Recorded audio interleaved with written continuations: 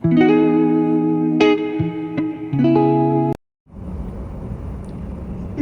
araw po sa ating lahat.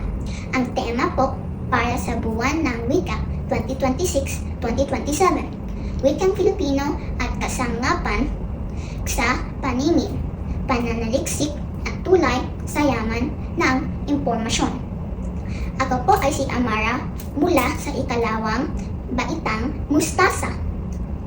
Ngayon araw, ibabahagi ko po sa inyo ang isang magandang alamat tungkol sa isang mabango at napakagandang bulaklak. Ang alamat ng sampagita.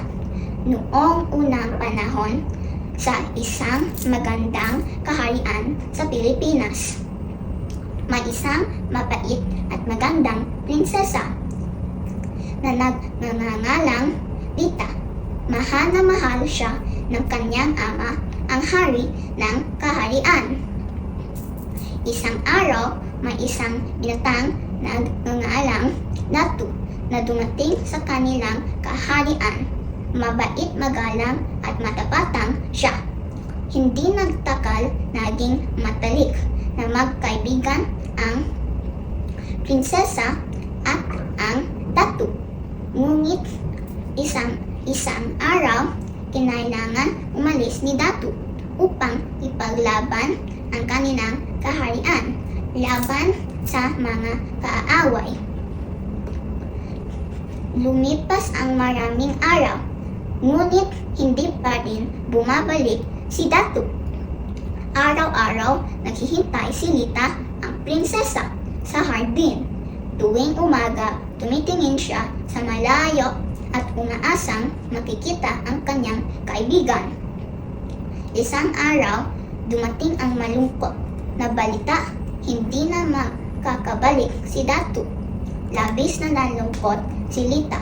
Araw-araw pumupunta sa hardin at sinasabi, hihintayin kita. Hanggang isang araw, hindi na nakita ng mga tao ang magandang prinsesa. Sa lugar kung saan siya madalas naghihintay, may tumubong isang maliit na puting bulaklak na napakabango. Tinawag itong sampagita mula sa salitang sampagita, isang simbolo ng pangako at katapatan. Mula noon, ang sampagita ay naging isa sa kilalang bulaklak ng Pilipinas. Nagpapaala sa mga Pilipino tungkol sa pag-ibig, katapatan at pagtupad sa pangako. At ito po ang alamat ng sampagita. Sana po ang nagustuhan nyo ang ating kwento.